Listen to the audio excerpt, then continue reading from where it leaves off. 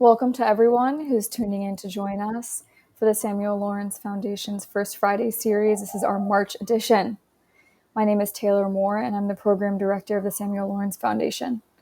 For today's special edition of First Fridays, we have assembled a wonderful and dynamic panel of women leaders who are working to ensure that women, young girls, and other often disenfranchised voices are all over the world have a chance to better be heard.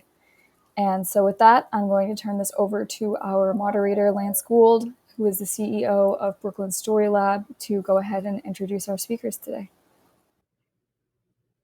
Thank you, Taylor, and welcome to all. Diversity is under attack. There's no question about that. It is being scapegoated for a slew of recent disasters and failures, from aviation crashes to the Los Angeles wildfires. NASA received a memo ordering it to scrap key terms from its website related to accessibility, indigenous people, women, and other topics deemed quote unquote wasteful. A national museum papered over all of the plaques that celebrated the women and people of color who have served the National Security Agency. Tomorrow is International Women's Day, so today we wanted to assemble a panel of women who have been working their whole careers to fight for equality for women and girls. Joining us today as panelists, we have two guests: Amy-Willard Cross, founder of Gender Fair, a public benefit corp which is the first consumer rating system for gender equality, and Amber Nuttall, sustainability director of Extreme International and founder of the Extreme Hangout. We're going to start off learning a little bit more about each of our dynamic panelists, and then we'll transition into a roundtable discussion to hear their thoughts about the current state of gender equality. Let's start off with Amber. Amber, you are an extreme sports pioneer. In the last decade alone, you have paddleboarded the 236 miles of the Thames River in England, became the first woman to cross the English Channel on a paddleboard, and became the first person to paddle around the Bahamian island of New Providence. The company you own with your husband, Extreme International, produces videos that garner 300 million video views every month. Tell us how you got started with extreme sports. Hey, Lance, first of all, thank you so much for having me join you guys today. It's a complete pleasure. Like everybody's journey in extreme sports, the first happens when your parents open the door and let you go outside. Because when you're small, everything feels like an extreme sport. You're constantly falling over, and you kind of got to get used to it, and you learn how to get on your feet, and away you go. And my parents were crazy about the outdoors. They knew that was the best place for us. I had an incredibly privileged childhood, born in the UK, but kind of grew up a little bit all over the place until my parents ultimately settled between Switzerland and the Bahamas. So, I mean, you literally cannot get better positioning than living in the Alps on the one hand, and then being out on the open ocean on the other hand. For me, it was just love at first sight. And my adventure playground as a child then obviously led me to developing different passions for different sports and continuing to practice. It's still today, even at my advanced age, I am a big ski tourer. I love to disappear into the quiet parts of the mountains where most other people don't go to during the winter months. And then, of course, on the ocean and under the ocean, as much time on it as I could possibly get. And a lot of my life still happens out in the Bahamas, so I'm deeply grateful for that. It's a really beautiful place. It's restorative. It helps me keep my body healthy and happy. It helps me keep my mind and my heart healthy and happy too, just as importantly. Well, that's wonderful, and you've channeled that background and that passion for sports into this company, Extreme International. Now you're the sustainability director of Extreme and co-founder of Extreme Hangout, where you offer a forum with a stage and audio and video equipment to others at UN events like the annual COP conferences and other such convenings. Tell us about the inspiration for this, and particularly how you're giving more opportunities for women to be visible at these critical conferences. Well, I'm going to start with that last bit first, because I have to say, I mean, that's almost like the easiest bit. Women have found their voice, which I absolutely love. And I'm so proud of the fact that without even trying, over 61% of our speakers over the course of the last 4.5 years have been women. And Amazing. I celebrate that every single time.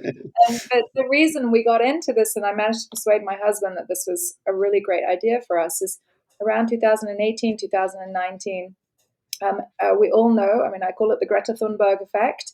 Young people started to take to the streets, airing their distress at the state of the world back then, and the lack of urgency that was being applied to coming up with the right solutions and moving the world in the kind of direction we'd all love to see it going in. I happily marched with all of them, but I myself felt a deep sense of sadness that it was taking young people in order that suddenly it was hitting the front pages of newspapers and headline stories around the world. And I wanted them to know that there were people out there who had their backs. And our extreme and adventure sports community are, the vast majority of them are also under the age of 35. And whether you are surfing in the ocean and struggling with pollution issues and sewage and plastic pollution, or you are a mountaineer and the glaciers you go to climb aren't there anymore, you're a skier and there's snowfall is not happening, our community see this and they witness this, and they're sort of almost living on the front lines of climate change in that respect. So I saw that there was a great opportunity to bring these two together. And then the critical aspect of this one was COP26 was then announced as coming to the UK. So I was like, well, why don't we organize an event up in Glasgow and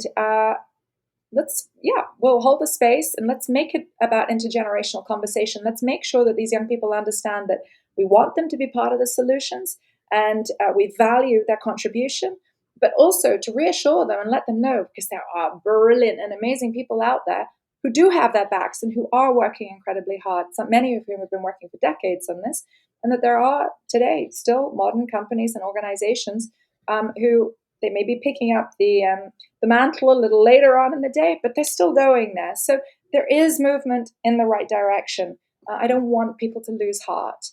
And I want them also to feel that it's a cool place to be in, and that this is a fun space, and that actually together we can co-create the 2050 of our dreams, not our nightmares. So that was very much the vibe that we were looking for. A lot of these global conferences, as we all know, can be very overwhelming, and they host them in sort of windowless rooms. They're over air conditioned. They serve you terrible food. The chairs are uncomfortable. And these people are sort of sent to COP to go and make the best possible decisions on behalf of the planet and humanity. And I'm like, I'm not really sure this really is the kind of vibe that they need. So we very much bring in a much more youthful vibe. Hence being called the Extreme Hangout. There's space to hang out and convene, and we serve great food, and we do cinema screenings and health and wellness events, and there's gallery space, and we have studios to record podcasts and film video messages. And that was kind of how Extreme Hangout was born. And unfortunately, it was very successful in the first year, so I've had to keep doing it ever since. Well, it's such a lovely idea, and and just listening to you now is just so hopeful. Like in these times of great distress and tumult, it's great to hear not only what you're saying, but the actions that you provide, and thank you for that. And similarly, I want to thank Amy, who is the founder of GenderFair, the first consumer rating systems for gender equality. GenderFair produces ratings on brands, colleges, vendors, and nonprofits so that consumers can align their dollars with their values of equality. Amy, you were also named a global thinker by Foreign Policy for your work in, quote, economic girl power. Tell us about your journey to developing this unique and critically important rating system. Sure. I would tell you the whole journey because that would start when I was 10 years old, and I don't think we have time for that, but ask me later. So I, as a journalist and a feminist, at a certain age, I want to say, what can I do to serve? How can I do to help? And I realized one of the problems I wanted to attack is money for women. So I realized that in our economy, women weren't getting a large enough share of money from the large companies. Like they weren't the highest paid people. There was not equal pay. They were not getting the management jobs. They were not getting the bonuses. And I realized that women weren't asking much of the companies to which they pay lots of money. So even though My generation, half of women were graduating from college. By the time I was a grown up and an older grown up, we weren't getting half of all the responsibility. And that just woke me up and shocked me terribly. Like, why are women not participating equally in the economy and all its benefits? Because, of course, in America, you get as much equality and freedom as you can pay for. So anyway, again, as a feminist and a journalist, I thought I could do data journalism to help fix the problem, because data journalism can actually create change. There's something called the Human Rights Campaign Index. They looked at companies on their LGBTQ policies, and they've created change in like 1,500 companies. And every year they push the bar farther. Of course, now they're losing that progress, which is terrible. So we're going to fight back. But so people talk in abstract about women's consumer power, saying, well, women control 70 to 85% of all consumer spending. But so what? So what we wanted to do with Gender Fair is we wanted to give people a way to act on their beliefs of equality. So the idea is that you would choose to buy from companies.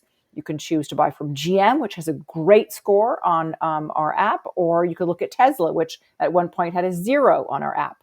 And that was the first time we rated it. Eventually, you could actually search the word woman on all Tesla documentation, and you would never find that.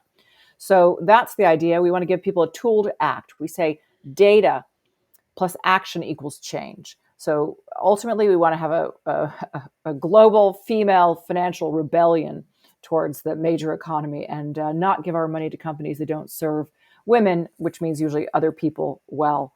So that's the idea behind it. Like fair trade also created massive change in our culture. It takes a long time, actually, because it's a new way of thinking, right? So gender fair is an entirely new way of thinking, where women or people start to ask, well, how does this organization or company or college or nonprofit serve women? Does it deliver fairness? Does it have these principles of basic fairness? So now, do you want to hear why I wanted there to be more money in women's hands?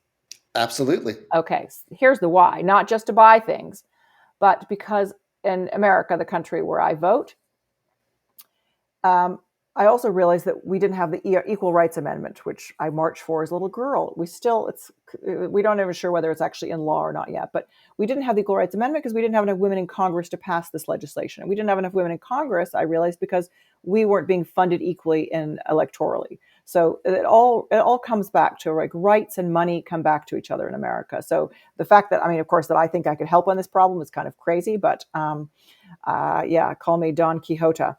So that's the idea. Not enough. So I want to bring more capital into women's hands. I think we could do a lot politically and culturally and socially when women have a more equal say in our society, more equal power. And of course, in our culture, the American culture, power is a synonym for money is a synonym for power, and vice versa. It's such a brilliant idea, and it's just like Amber's initiative is so reassuring. This is also so reassuring, and it's also so it's such a great compass point, because so many of us want to put our dollars. We don't want to go to certain restaurants. We don't want to purchase certain products that we know are affiliated with things that on both sides of the aisle, people want to back the products and the businesses that align with their values. And this is such an important compass point. In researching this, Amy, I came across a data point that women represent a growth market more than twice as big as China and India combined.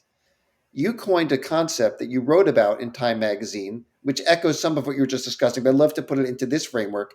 The concept that you coined is the female domestic product, That's FDP. Right. Tell us more about that and what power the FDP has. Sure. I came up with the idea like about 10 years ago when I started building Gender Fair. So the idea is I wanted to think about how much money do women control in the culture. My son, who's an economist, of course, tells me it's not really a very good number, but the GDP isn't a very good number either because it doesn't count, environmental externalities. So the FDP is a way of thinking about how much money women earn as their salaries, how much revenue women's businesses take in every year, the donations of women's nonprofit organizations, And also, what else? I guess the revenue. I think I got all that. Also, that's how much money women comes into women's hands every year. It's different from capital because that capital is more static. But anyway, so that's the idea of the FDP, and I want to grow the FDP. And the way we do grow the FDP is intentionally buying from women-owned businesses, donating to women's nonprofits, which only get 2% of the total share of donations in the United States. And we're 50% of the people, but we have a lot of problems to deal with in our nonprofits, so we still don't get an equal share. And investing in women's companies, when you have more money in women's hands, we can invest more money and build women's companies, and that's also at 2% of venture capital funding. So it's very hard for capital just doesn't seem to go to women. It seems to have this dam that doesn't flow. So that's the idea, is to bring more capital from the GDP into the FDP, which will also grow both of them, and that's what I really hope to do. So. As I said, business, and then here's the other thing: women-owned businesses. You can do this as a vendor or as a consumer. You can buy from a women-owned business. Right now, corporations only spend about 1% of their total spend to women-owned businesses. So, we don't move. Capital is not going to move unless we move it ourselves with our dollars. So that's one thing I want to do. And I mentioned about nonprofits getting 2%. Women's salaries are only 82% of what men's are in the United States. Is there a shout out that you want to give to a particular company that just stands out that's screaming for support in a field crowded with other organizations that do not back women? Oh gosh, well, we have about 80 that meet the metrics. Our database has about only 12% of companies meet this basic metric, which I didn't actually explain to you earlier, but that we don't just say, Amy decides what's good. We use these principles for the UN, the Women Empowerment Principles, and that's our measurement is based on that. And we have journalists collect the data. We don't just rely on what companies doing a survey. So, Amy, companies that I like, I'll try to. Would you mind repeating that last line? Because I think there may have been a video glitch. Just repeat that last line about.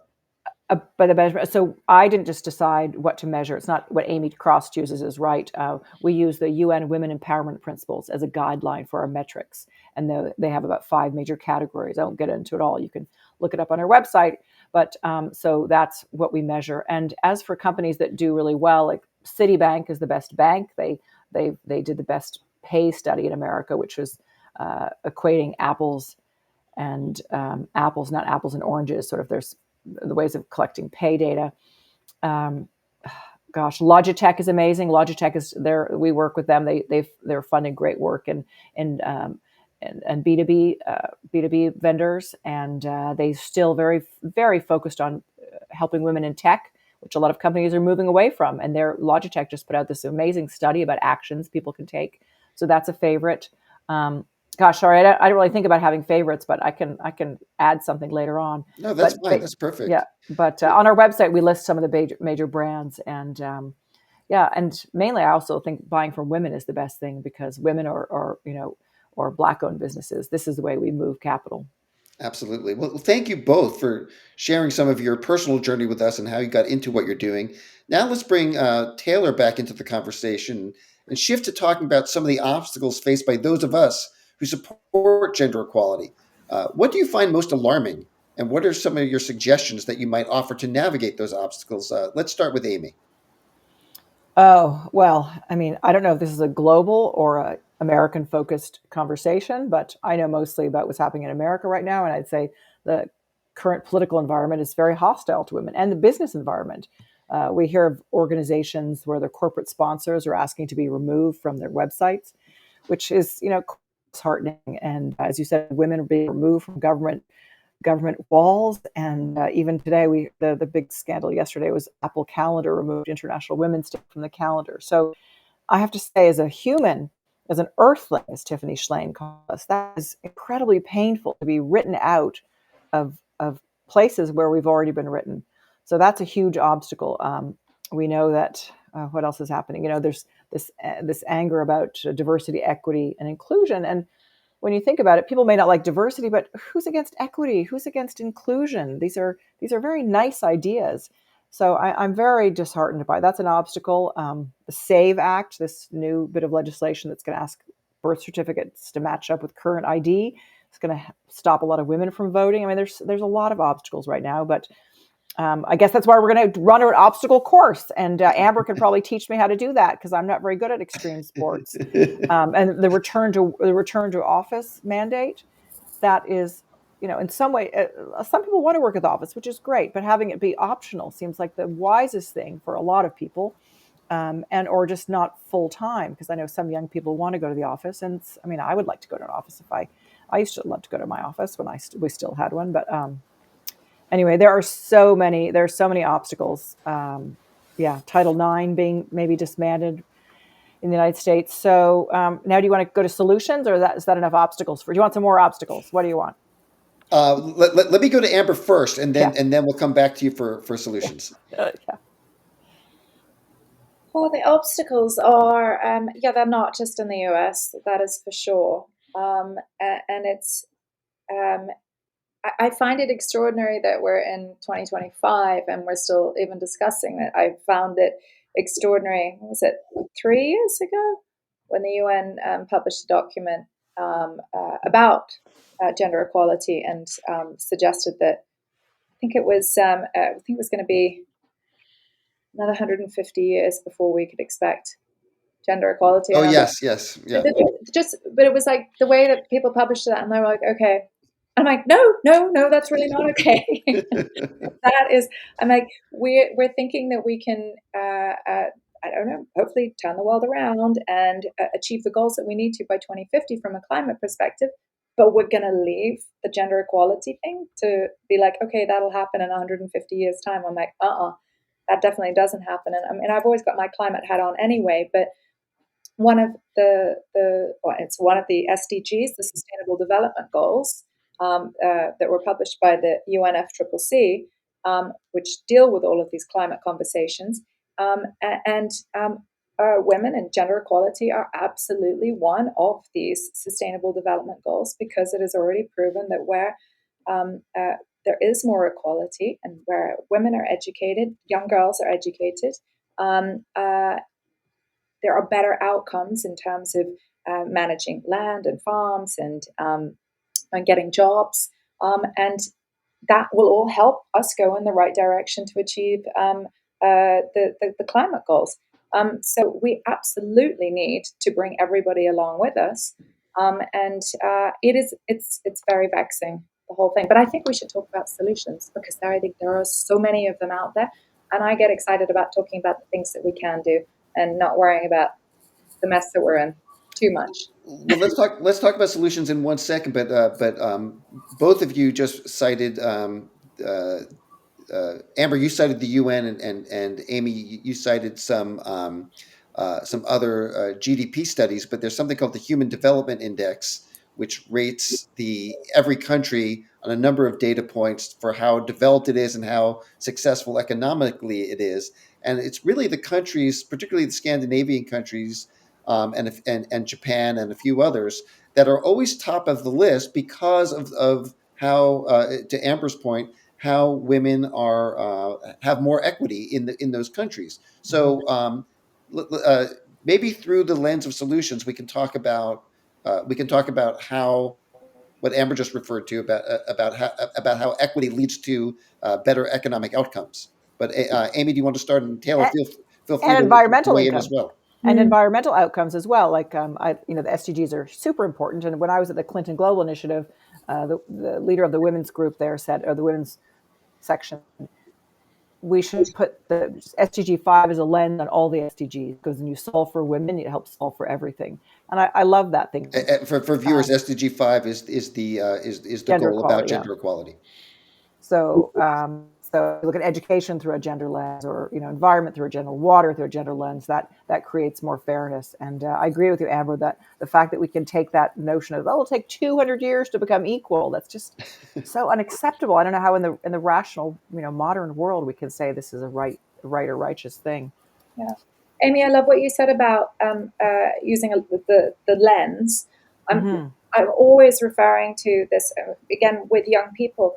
They look at the world through a completely unique lens. They are part of a generation that, yes, we have experienced them growing up, but not at their age that they are. So we look at the world through, all of us, through different lenses, whether they may be gender lenses, religious, politics. We have all of so many different lenses that we layer over the top of each other. And we have to try and walk in other people's shoes in order to be able to just, I don't know, I kind of want everybody to just take a moment and just step back and breathe. Every single person on this planet has had a mother at some point or another, and most of us have been lucky enough to have mothers for quite a long period of time. And that we still seem to have grown men today who assume they all had mothers too, who don't want the very best for the women in their life and are not able to apply the same respect and values and love, or maybe they can't possibly think that they are. I get very confused around that, but I think it's the most extraordinary opportunity. I mean, a little bit like that wonderful point with regards to women representing the largest growth market. Even was it larger than India and China combined? Yes. I mean, how extraordinary is that? And a room is always richer for sure, I believe, with women in it. We have our own unique perspectives. And by the way, we don't just use this brain. We're super aware that we also have another brain here, and we have another brain here as well. And I feel that we're more engaged in that, maybe because, well, there are for all kinds of different reasons. But yeah, it's a little bit like not just chopping your arm off.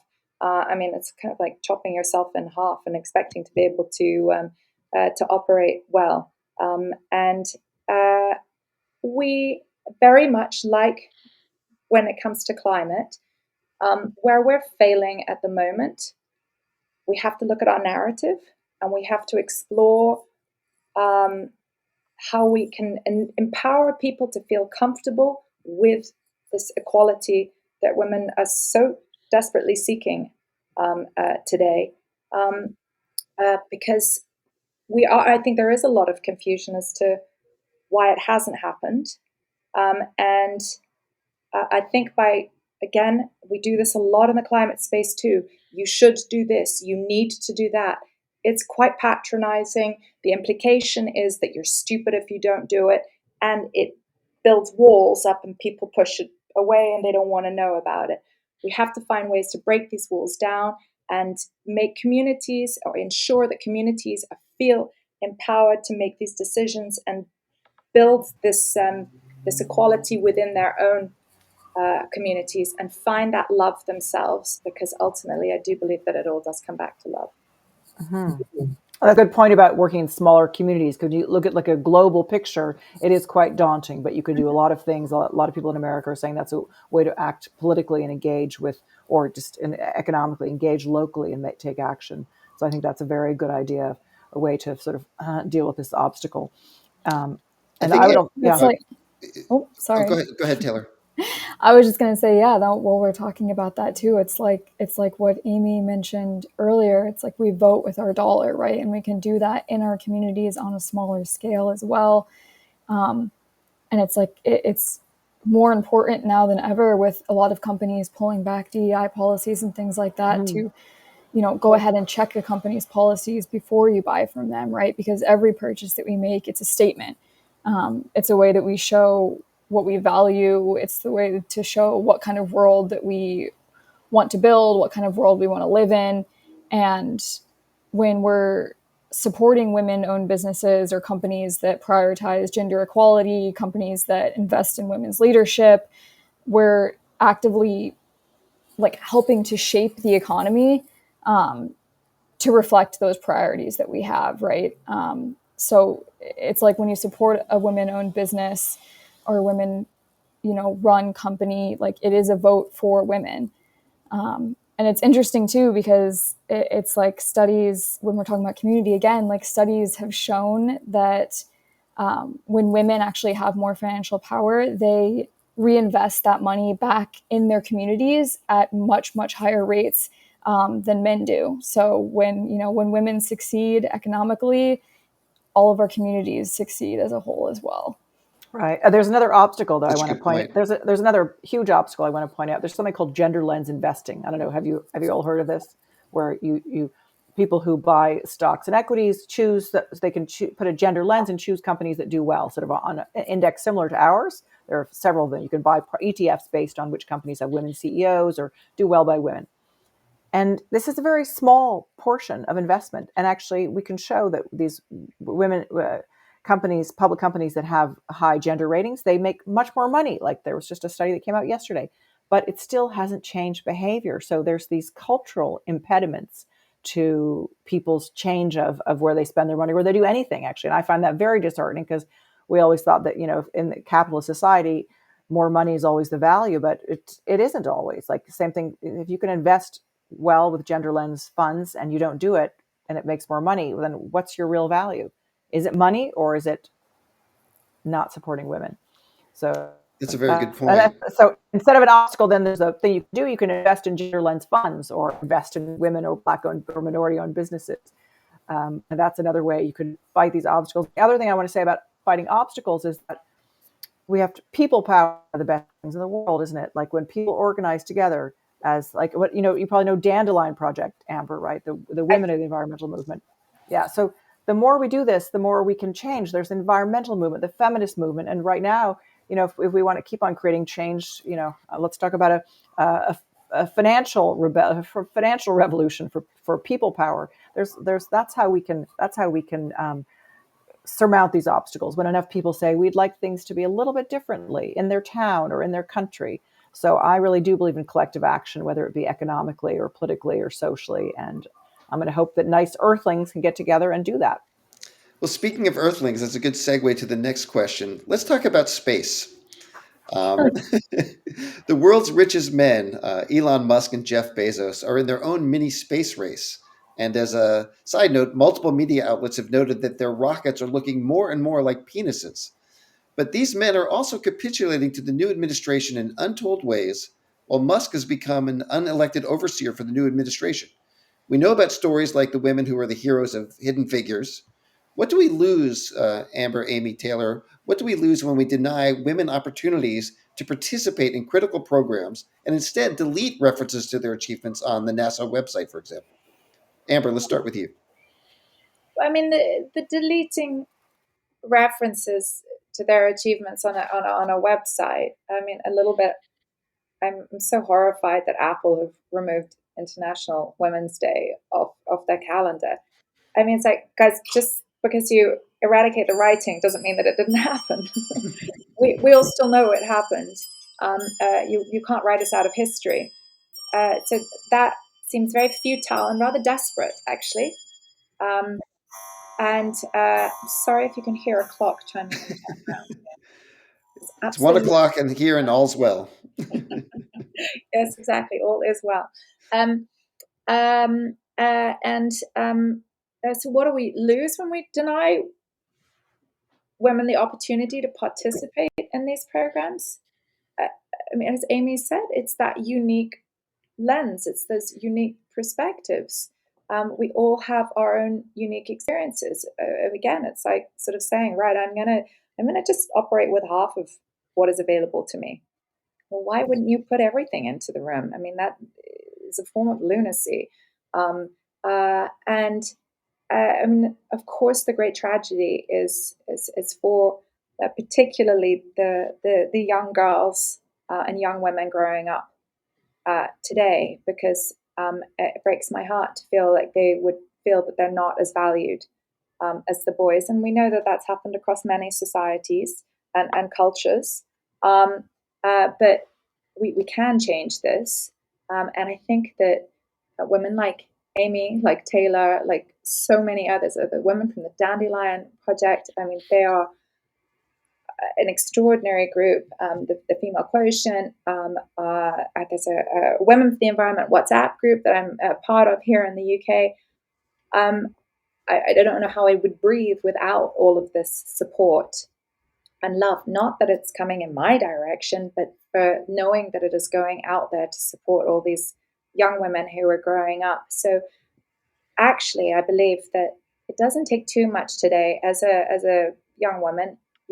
The wonders of the internet, you can find solidarity and you can find great messaging out there. It's even when you are part of a community that where it may feel dark and oppressive and you may not feel like you have those opportunities, I think there are chinks of light out there that we must be sure that we don't just grasp onto ourselves, but showcase and breathe life into as much as we possibly can, so that others can find them and reach out to them. Amy, thoughts on that? Thoughts on space? Well, I mean, I think women should have 50% equal opportunity in every endeavor that our culture does, and especially that the government funds, because we are 50% of taxpayers. So I find that very unfortunate. I look to see, I wonder if actually women who did extreme sports become astronauts. I only know one who went to my college, but there are space programs at Purdue. I looked it up actually. I was curious because I know nothing about space, and the space and the trips to Mars they don't interest me at all, because I want to clean this planet up before I go and buy another planet. But Purdue has programs. The University of California has sent 13 women to space. So that's sort of very hopeful. But yeah, I think that I hope the U.S. government will include women in all these explorations, scientific explorations, equally. I mean, NASA has a lot of very powerful women there now. I know. And I'd love to give this to Taylor too, but this question isn't limited only to space, but that sort of. Do you want to talk about space? But more about what do we lose when we deny women opportunities to participate in critical programs like NASA? But Taylor, Amy, have a think on that, and Taylor, please weigh in. Yeah, I mean, I think we lose, like we were saying before, we lose economic growth, we lose progress. We see all of these incredible women who have helped to innovate and help, drive our society forward. And I think it's seen as a threat a lot of the time. Again, not to bring up all of the DEI initiatives being, backrolled, but it's like, I think that diversity and gender and diversity in general, it's often used in the US as like a scapegoat for more systemic failures. For example, we're talking, the wildfires, or, all of these planes we've had falling out of the sky recently, right? Similar to rockets, but there's been a lot of aviation failures as of late. And I think there have been some commentators who have suggested that that the focus on diversity and hiring and hiring women and people of color in certain engineering roles have been the cause of the decline in safety standards. But in reality, that's not the case. Particularly right? when officials are being laid off and the workers are overworked. Exactly. That's more it's likely. Much more the reason. Yeah, there's a lot of corporate mismanagement, right? There's a lot of outdated infrastructure. There's a lot of cost cutting. But DEI again becomes the scapegoat. So I think it's again, we have to keep reframing the narrative, and kind of like Amber was saying earlier, it's not about, making people feel stupid and saying, well, that's wrong and this is right. It's explaining, it's having those conversations that may not always be the easiest to have, but it's like, no, look, here are the actual facts, here are the reasons, here are the statistics. Have those conversations with, on a grander scale, but also on a smaller scale with your family, with your friends, with people in your community, and just keep reframing that narrative and keep supporting women businesses and companies and the women in your life in general in the meantime. And I think that's just, it's baby steps to help reframe the whole narrative. Mm. I would just love to, if I can, there's a brilliant female astronaut that I know of, Nicole Stott, and she's come and spoken on our stage at Extreme Hangout. And yeah, again, I was speaking to somebody actually in the world of Formula E, the electric version of sort of Formula One motor racing, very male-dominated sport. But Formula E, they make sure that they have, or there are more and more women who are coming into that, and they are now winning and surpassing that. And it's taken a little while, but it's taken them to have that opportunity, and they're getting there. And where they have equal opportunity, they can shine, they can excel, and they can really contribute to these extraordinary endeavors. Sail GP, Extreme E, which is another motor racing program. They make sure that their teams have gender equity in them, and some of the athletes who participate in this, and the men as well who take part in huge programs where they've never seen women participating too. They have literally come and said, I never want it to be any other way now, because there's a That's different depth, amazing. there's different light that having women on board as part of their teams, it just brings a different richness to the whole experience. And that's just wonderful. Amber, do you want to give a shout out to one particular athlete, a woman athlete who's done something just absolutely remarkable, in addition to the remarkable things that you've achieved that we mentioned at the top of the show? Oh no, that's just because I like time out, and me on my paddleboard, I'm very happy. So that was just my way of taking a break. There are so many extraordinary female athletes. I literally, to name one, I would feel like it was going to wrong the rest of them. I see. Okay. I absolutely love the fact that today there is such an upswell. I was watching, there's a great TV show in the UK that my family were obsessed with when we were growing up. It's called Ski Sunday. And like, we never were a TV watching family at all. We were never allowed to be because we were outdoors. But Ski Sunday was absolutely something that we could watch. And they were reporting on British skiers and how they're getting on. And the women are just absolutely on fire. And some of the most crazy snowboarding, sort of extreme style competitions. I would never have had the bravery to do it myself, but it's extraordinary. This generation having been given these opportunities, they're showing the boys up, and it's super cool and really fun to see, because there are some of those opportunities that I didn't have, and I just get really excited for the girls now and watching them excel to such a rate. That's I have amazing. I have a question about women in sports. I don't know, Taylor, maybe you've heard that a lot of very successful women did team sports. I think maybe I would have been more successful had I had team sports, but I grew up before there were any. But I wonder then, the generation of women who get to do extreme sports, what are they going to be like? If we know that most women leaders have done team sports, what will women who have done extreme sports grow up to be?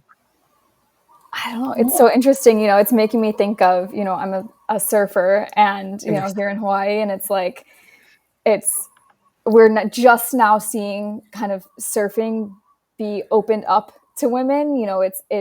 It's historically been an extremely male dominated sport, especially when it comes to professional surfing, but we're now getting to see women compete in the Olympics, and it's so impressive. And again, like, blowing the men out of the water, like literally and figuratively, right? It's like, we watched like Carissa Moore, who's from Hawaii. She competed in the Olympics. I think she's won gold multiple times, and she was, I think, 4 or 5 months pregnant in the most recent Olympics, while she was surfing some of the biggest, most dangerous waves Oh my God. on planet Earth. And it is so impressive and so inspiring to see these women finally given the shot to compete in a really male dominated space and just absolutely crushing it. I love the quote that when people talk about Fred Astaire being an amazing dancer, I'm sure you've heard this quote: Ginger Rogers did everything that Fred Astaire did, but backwards. The Carissa Moore did everything that male surfers are doing, but pregnant. So it's pretty impressive. Very. We're coming toward the close of our program, but I want to give both of our guests an opportunity to share a closing thought. So please share with us one thing that in this very contentious time gives you hope for the future. Amy, let's start with you. Something gives you hope. Well, women are half the world. We have a lot to contribute, as we talked about before, about space programs, et cetera. And I believe that most humans are actually good, and they want the best for other humans. So I'm going to believe that people believe in fairness and will work together to create a more fair world. And there's the rise of consumer power, as well as political power for women in the United States and other countries. So this is how, when we share the burdens of society more equally, we have different solutions, and I think we can find solutions better. That's my hope. I could go on because I like being hopeful. Thank you. No, that is so helpful in this contentious time. How about Amber? Yeah, hope is a great superpower. I listen. I'm going to lean back into the love thing as well. I think that when we show sort of where our values right up in front and center of everything that we do, even when we are talking with the people who we disagree vehemently with, is I think that so much of this rhetoric and some of these bad decisions that are being made now come from points of fear, and it's misunderstanding, and it is. I think that that's something that we can absolutely change in people. So I just want to take this moment really just to celebrate all the extraordinary people that are doing so much. And that is some unbelievably brilliant men who are also helping to champion women as well. And wherever we can, when we're investing in ourselves or investing in our own children, where we can try and find another little girl or another young woman somewhere that we can also bring along and champion who may not otherwise be given those opportunities. I think that would be my shout out for everybody this year, is to see if you can find another young lady or woman who's doing something brilliant that we can really help to shine a light on. That's amazing. And it's to me, it's so important when you have conversations with other people to hear their perspectives, to hear what they have to say. And that's why, Amber, what you're doing with Extreme Hangout, giving a platform to people who are disenfranchised, and to give their voice a more prominence, is so important. And Amy, what you're doing to guide us in terms of our purchase power and our wallets speaking for us is so important as well. So thank you both for your brilliant insights, and it is very hopeful to talk with both of you. I'm going to turn things back over to Taylor to wrap up, and thank you, Taylor, as well for your great insights as well. Yes, thank you, Lance, and thank you, Amy and Amber. I think that, it's been really nice to have this conversation, because it again shows that, despite whatever pushback there is, progress is inevitable ultimately. I really believe that. But with that, I want to again give a big thank you to both of you, and to you, Lance, and to Paul. The Samuel Lawrence Foundation appreciates you so much for this conversation, for coming and taking the time to share your perspectives. Your work is incredibly inspiring, and I really hope that the audience goes ahead and follows up and checks out the work that you're both doing. With that, this concludes our program for today.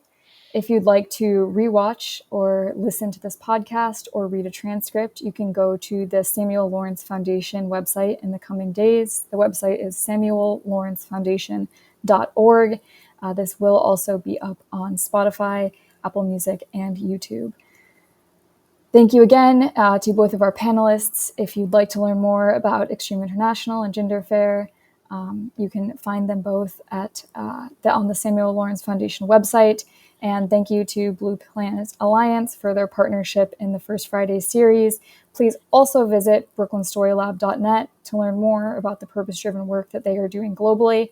Lastly, come back next month in April. We'll have another episode of First Fridays, and this time we're going to be taking a look at the environment. We'll be honoring Earth Day. Until next time.